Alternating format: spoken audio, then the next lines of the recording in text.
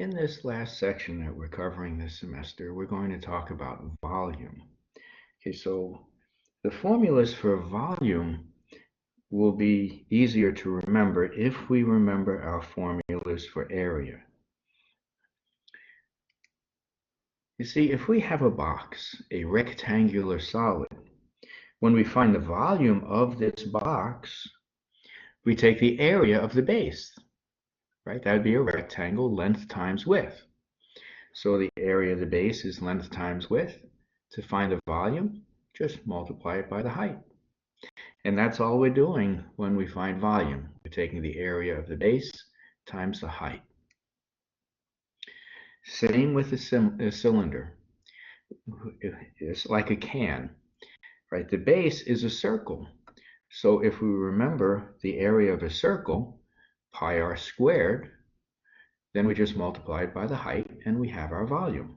Pi r squared, area of the base, times the height.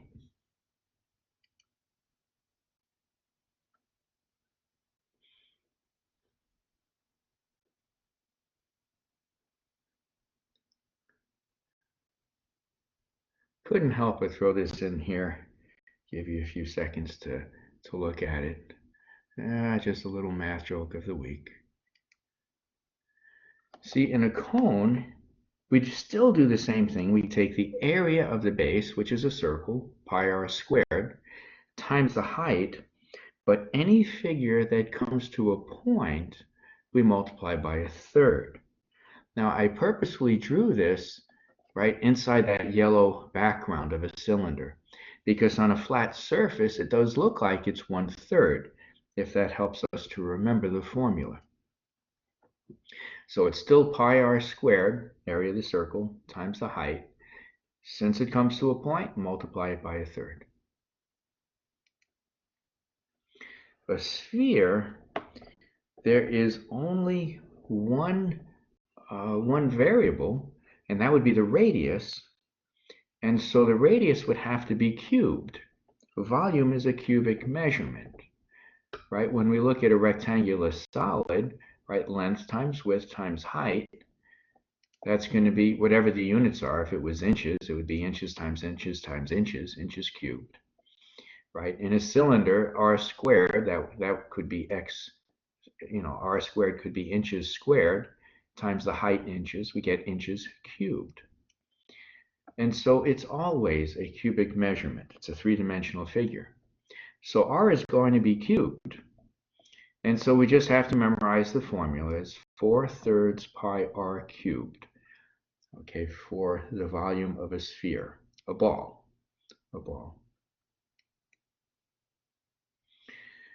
Okay, so when we look at examples, it always makes it easier if we draw a picture.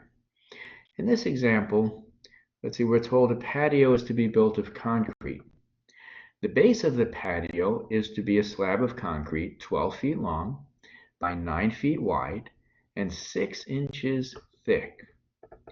Now the question says how many cubic yards of concrete are needed? Well, the units are in feet and inches. So I wrote the conversion right here in the upper right-hand corner. 12 inches is 1 foot, 3 feet is 1 yard, 36 inches is 1 yard. Okay, so if we're looking to find how many cubic yards of concrete we need, it makes it much easier if we convert all the units to yards first. So we have our figure, 9 feet by 12 feet, and the thickness is 6 inches. Okay, so what I'm going to do is I'm going to use something called dimensional analysis, and we have 9 feet, and as long as we know the conversion, 1 yard is 3 feet, we can multiply by 1 yard over 3 feet. 1 yard is the same as 3 feet, 3 feet is the same as 1 yard, but we want to make sure the feet is in the denominator, so this way when we multiply, the feet will cancel. We can cancel the words just like we do our numbers. The feet will cancel. We get 9 times 1 over 3. We get 3 yards. We do the same for the length of this slab, 12 feet. 1 yard is the same as 3 feet. We multiply by 1 yard over the 3 feet. So this way the feet will cancel, right? Because this number here, right, it's over 1. 12 over 1 is 12. And so we're left with the units of 4 yards. 4 yards. And we do the same with inches. We have 6 inches. And 1 yard is 36 inches. So I'm writing the inches in the denominator. So this way, when we multiply, the inches will cancel and we'll be left with yards. So dimensional analysis comes in very handy in math and in the sciences. Because as long as we know the units we want to end up with, then we just use the conversions, and multiply it so that this way the units will cancel until we're left with what we want. We want yards, inches cancel, we have 1/6 of a yard. And so once we have all of these lengths converted to yards, it's easy, right, to find the volume because it's just length times width times height. 3 times 4 times 1/6. Yards times yards times yards, we get cubic yards, or yards cubed.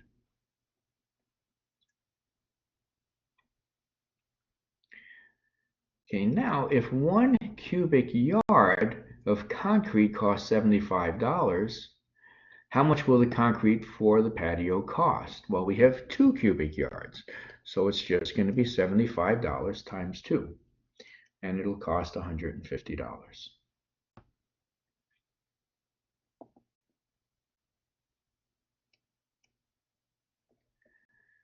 In this example, we have a swimming pool. It's a nice size. It's 4 feet high. It has a 16-foot diameter. And we want to know how many cubic feet of water are needed to fill this 16-foot diameter swimming pool that is 4 feet high. Well, it's really just a cylinder, right? So remember that's the area of the base, the circle, right? That's pi r squared, times the height. So the diameter is 16 feet, so the radius is 8 feet. So r is 8, and the height of the pool is 4. So it's just pi times 8 squared times 4. Now in real life, we really should use our calculator and use the pi button on that calculator to calculate this. This way our answer is more exact. The author uses 3.14 for pi. It hasn't been too many years, right, ago that we had to do this by hand. And so we would approximate our answers. These days, calculators are so inexpensive and easy to use. We just multiply it out and we get our answer. Right, approximately 804¼ cubic feet. Now, you should know how to use your calculator. In real life, this is. And I'd like you to be able to know how to use it. But there's a store button, STO. And you could store this number on your calculator. If you have the graphing calculator, I would store it in V for volume. And if you want to recall it, you want to get it back, it's just RCL. On the scientific calculators, it may store the number in a letter, A, B, C, D, or it may store it in a box location, 1, 2, 3. But you can store it and recall it back. You don't have to type this number over again. And if you have any questions how to do this, please feel free to ask. I'll be glad to answer any questions. Alrighty, so the volume, right, the number of cubic feet that's needed of water to fill this pool is about 804¼ cubic feet. In example B, if there's 7.5 gallons of water per cubic foot of water, how many gallons of water does the pool hold? How many gallons of water does the pool hold? Well, there's 7.5 gallons in 1 cubic foot. So in 2 cubic feet, there's 2 times 7.5 gallons, right? 7.5 gallons. If there's 3 cubic feet, it's 7.5 gallons 3 times. If there's 4 cubic feet of water, it's 7.5 gallons 4 times. Well, we have about 804 cubic feet, so it's 7.5 gallons, 7.5, times 804.25 cubic feet. And if you save this in V, right, you could just say V times 7.5 and get your answer. So we should get about 6,031.9 gallons of water in this pool. Okay, now in example C, we're told if 1 cubic foot of water weighs 62.5 pounds, which it does, water is heavy. 1 cubic foot weighs 62.5 pounds. What is the weight of the water in this pool? Well, if we think about it, if there's 2 cubic feet, then it's just 2 times 62.5 pounds. If there's 3 cubic feet, then it's 3 times 62.5 pounds. If there's 4 cubic feet, it's 4 times 62.5 pounds. And that's the weight we have. But we have 6,031.9 gallons, so it's 6,031.9 times 62.5 pounds. And if we save that in V, we can just type in V times 62.5. So we should get about 50,265.5 pounds, over 25 tons. So even though the pool, it isn't all that big, the weight of that water, that's pretty heavy, over 25 tons. 25 tons.